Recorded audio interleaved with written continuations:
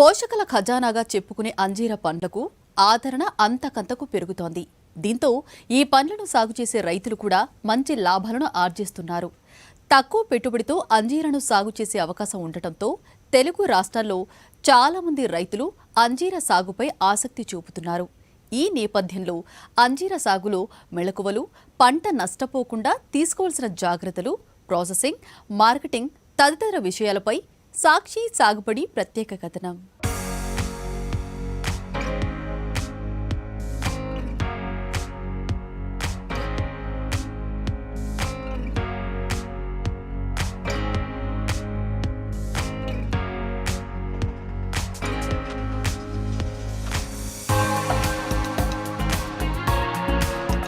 అంజూరా ఇది మనందరికీ పరిచయం ఉన్న పండే. దీనిని అంజీరా అని కూడా పిలుస్తారు. మేడిపండు జాతికి చెందిన అంజూరాకు చూడగానే ఆకట్టుకునే రూపం, రంగు ఉండదు. తీపి, పులుపు, వగరుతో అంత అమోఘమైన రుచిగా కూడా ఉండదు. అయినప్పటికీ ఈ పండు మార్కెట్లో మంచి ధరకు అమ్ముడుపోతోంది. ఇక ప్రాసెస్ చేసి డ్రై ఫ్రూట్ రూపంలోకి మారిస్తే మరింత మంచి ధర పలుకుతుంది. అందుకే ఈ పండ్లను సాగు చేసే రైతులు మంచి ఆదాయాన్ని ఆర్జిస్తున్నారు.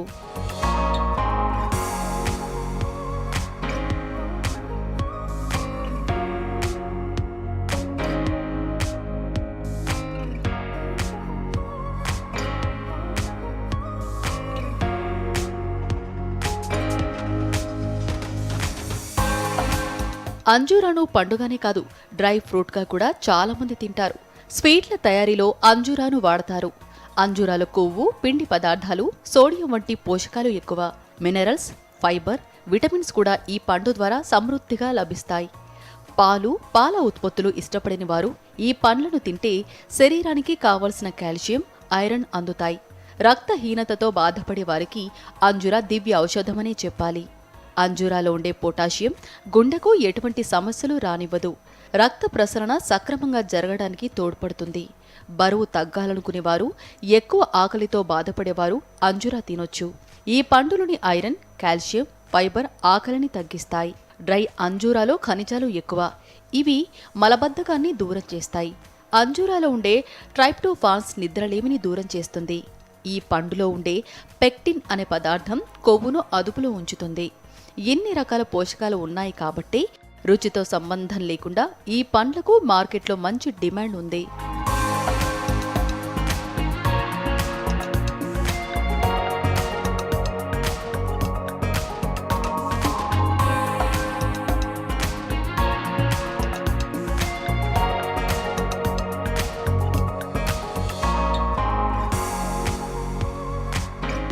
ఇక అంజూర సాగు విషయానికి వస్తే రైతుల పాలిట కల్పవృక్షమేనని చెప్పాలి. ఎందుకంటే అంజూర ఆకులను పశుగ్రాసంగా వాడచ్చు. ఆకులు, కొమ్మలు, కాయల నుంచి వచ్చే పాలను బేకరీలో చీజ్ తయారీలో వాడుతున్నారు. పండ్లను మార్కెట్లో నేరుగా విక్రయించవచ్చు. డిమాండ్ లేదనుకుంటే డ్రై ఫ్రూట్గా మార్చి ఎప్పుడైనా అమ్ముకోవచ్చు. పోషకాలు పుష్కలంగా ఉన్నందున ఔషధాల తయారీలో కూడా ఈ పండ్లను వినియోగిస్తున్నారు. ఇలా ఎన్నో రకాలుగా రైతుకు ఆదాయాన్ని సమకూర్చి పెట్టే అవకాశం ఉన్నందునే అంజూర సాగు ఎంతో లాభదాయకమని చెబుతున్నారు నిపుణులు.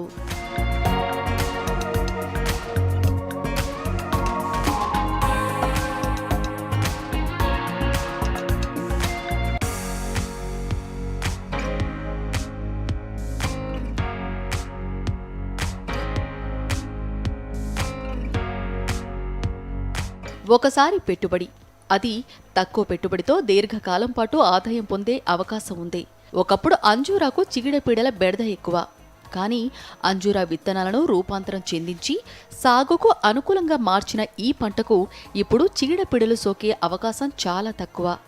అయినప్పటికీ అంజూరాను సాగు చేసే రైతులు సరైన మెళకువలు పాటించకపోతే నష్టాలు వచ్చే అవకాశాలు సైతం లేకపోలేదంటున్నారు వ్యవసాయ శాస్త్రవేత్తలు.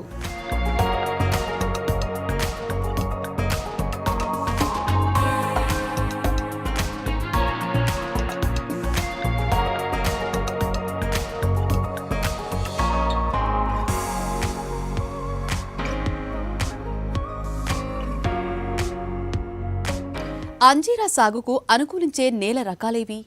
ఏ వాతావరణం అంజీరా సాగుకు అనుకూలం? తెగుళ్లు ఆశించకుండా ఉండాలంటే రైతులు ఎటువంటి జాగ్రత్తలు తీసుకోవాలి?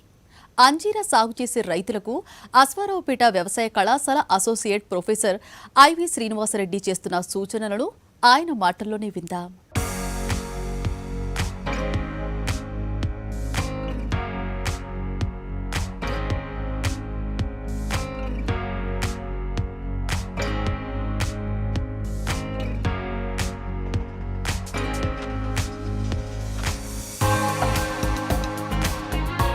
అంజీరాను ఉష్ణమండల పంటగా చెబుతారు.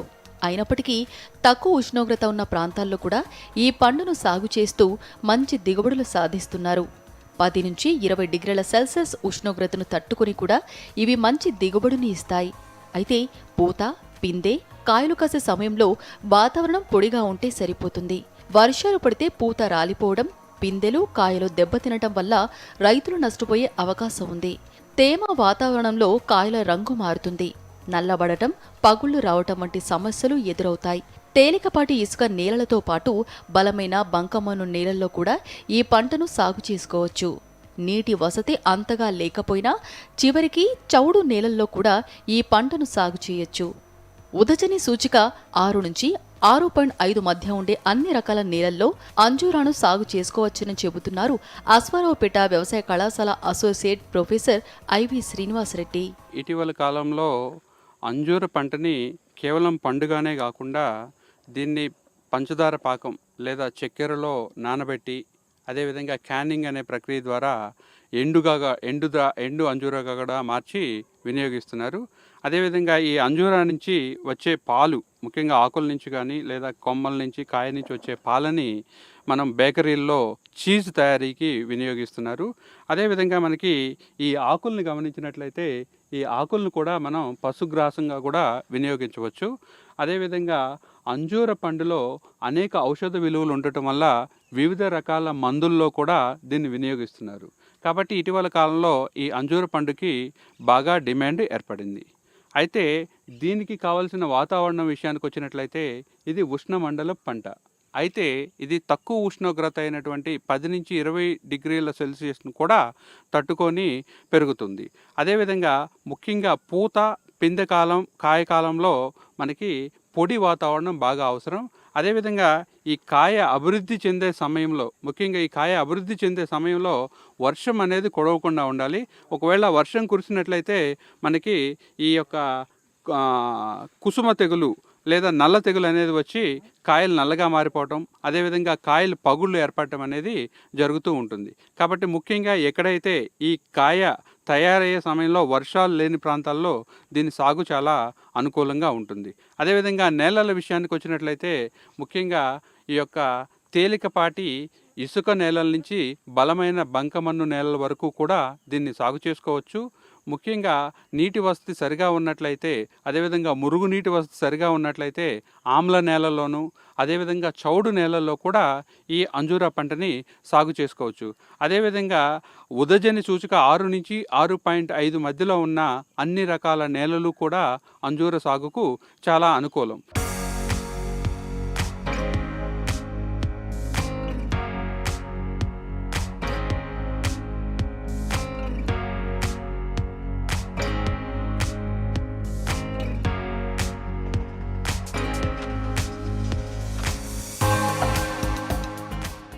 ఆరోగ్యకరమైన మొక్కలను ఎంచుకుంటే సాగులో సమస్యలు సగం తగ్గినట్టే.